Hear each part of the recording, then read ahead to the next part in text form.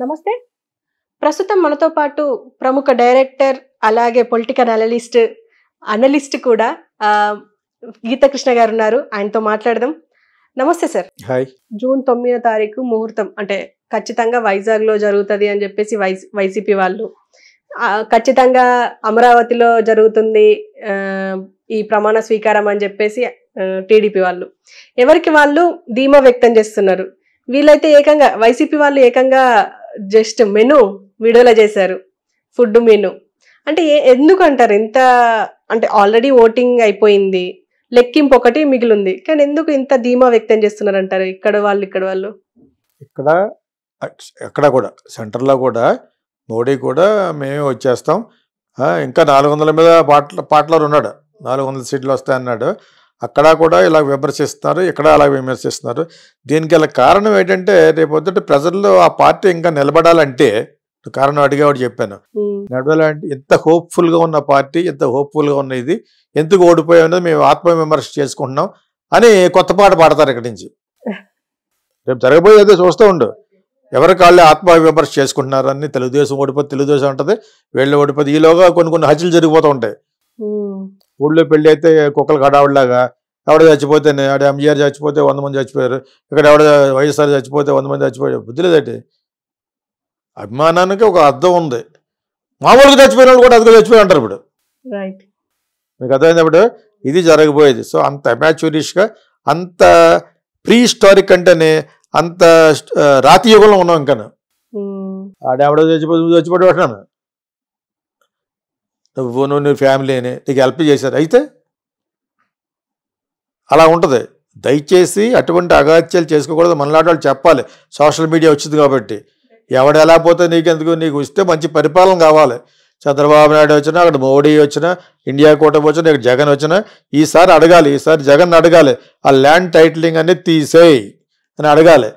లేకపోతే mass revolution చేస్తాం, తర్వాత పాస్బుక్ల మీద నీ పేరు ఉండకూడదు, అది ఇద్దరికి వర్తిస్తుంది. ఒకే ఇతను వచ్చాడు ఇంకో, జగన్ మరి 5,000 ఇస్తూ నువ్వు 10,000 ఇస్తా ఉన్నావు కదా, వాలంటీర్స్కి ఇస్తావు ఇవ్వా అడగాలి. అడగరాళ్ళు అయిపోయిన తర్వాత మర్చిపోతారు. అది అక్కడ రియల్ ఎస్టేట్ బిజినెస్ స్టార్ట్ చేసుకుంటారు గమ్ముళ్ళు అంతా కలిసి. అక్కడ అమరావతిలో జగన్ తరఫు నుంచి చేసిన పొరపాటు ఏంటంటే, వాళ్ళు కట్టిన బిల్డింగ్ని ఫినిష్ చేయకుండా తుప్పలు వచ్చేసినాయి. తుప్పలు అంటే తెలుసా, ఈ మొక్కలు మొలిచేసినాయి. ఆ లెవెల్కి పట్టి రాకూడదు, తప్పది. అది చేసిన దాన్ని ఫినిష్ చేసి దాన్ని నిజంగా 3వ క్యాపిటల్గా వాడుకుంటున్నారు కాబట్టి దాన్ని ఆ విధంగా ఉపయోగించుకోకుండా కంప్లీట్ ఇక్కడ కాదు అక్కడ అంతే. అక్కడ మన కరుణానిధి కట్టిన దానికి నేను రానని, వీళ్ళు కట్టింది ఐలది కట్టిన దానికి నేను రానని పోయిన అనేది వీళ్ళు బాబు గారు సొమ్ములు అయ్యానని ప్రజలు డబ్బులు, బడ్జెట్లో డబ్బులు ఈ 1,000 కోట్ల రూపాయలు వాటితో కడతారు. ఇప్పుడు ఎలా ఉంటుంది, రేవంత్ రెడ్డి ఆడిగా కేసీఆర్ కట్టాడు కాబట్టి అసెంబ్లీ నేను వెళ్ళాలంటే ఎలా ఉంటుంది, దేవుళ్ళు అనలేదు ఇతను. అంటే అంత అబ్సల్యూట్ మెజార్టీతో గెలవలేదు ఇతను, ముట్టాపట్టి గెలిచాడు అంతే. నీకు అర్థమైనప్పుడు అది కేసీఆర్ కట్టాడు కాబట్టి నేను వెళ్ళడానికి మారుస్తాను, కాకపోతే లోపల చాలా మారుస్తున్నాడు. ఇప్పుడు తెలంగాణ జరగబోతుంది కదా, జై జై జై హో తెలంగాణ ఏదో, అది డెఫినెట్గా ఎందుకు చేస్తున్నాడు, అందుకే చేస్తున్నాడు.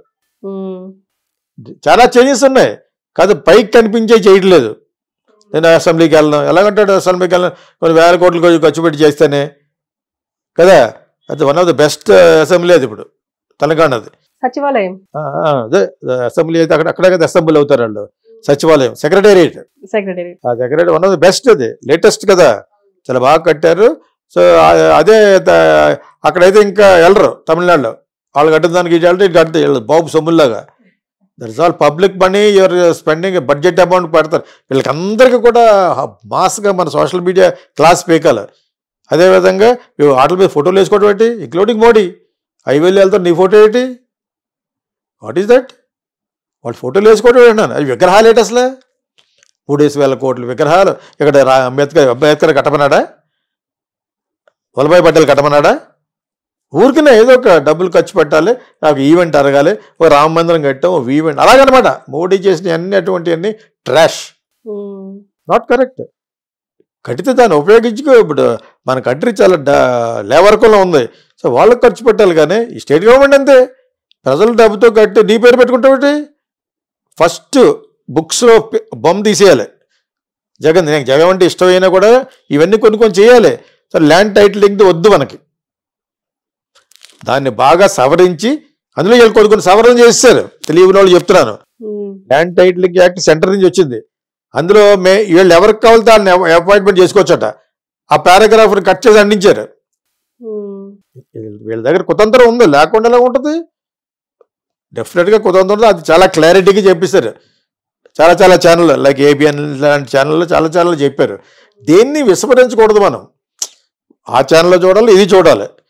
అందులో ఫ్యాక్ట్స్ ఏంటంటే ల్యాండ్ టైటిలింగ్ యాక్ట్లో వీళ్ళు చాలా కట్ చేసి పెట్టేశారు. మీ ఇష్టం వచ్చినట్టు పెట్టుకోవడం ఏంటి ల్యాండ్ టైటిలింగ్ ఆఫీసర్ని? అంటే ఎవరికి మీద ఇష్టం లేకపోతే ఆ ల్యాండ్ వీళ్ళు రాసుకుంటారు. వీళ్ళకి సంబంధించిన రాసుకుంటారు. అది అదేందా? That has to be birth rough. తీసి అవతల పాడేయాలి అది ఒకటి. అలాగే చంద్రబాబు నాయుడు గారు వస్తే నువ్వు చాలా ఎక్కువ చెప్పావు కదా, మరి వాలంటీర్స్కి ఎంత ఇస్తాను, అద్దెలకి ఎంత ఇస్తాను, ఇంటికి వచ్చే డబ్బుల మీద రెట్టింపు ఇస్తాను, ఒకళ్ళిద్దరికి ఇస్తానంటే మొత్తం ఫ్యామిలీ అంతకి ఇస్తాను. జగన్ చెప్పిన దాంట్లన్నింటికి ఎక్కువ చెప్పు, అవి చేయించుకోవాలి. చేయించుకోలేకపోతే ప్రజల యొక్క అసమర్థత. అదేవిధంగా అమరావతి ఎంతగా డెవలప్ చేస్తాను చెయ్యి. మరి రియల్ ఎస్టేట్ బిజినెస్ కొంచెం వాట్ ఎవర్ ఇట్ ఈస్. మనవాడు చేయింది నువ్వు చేయిపోయి మిగతా 2 చోట్ల పనేయండి. ఇప్పుడు అలాగే అయిపోయింది.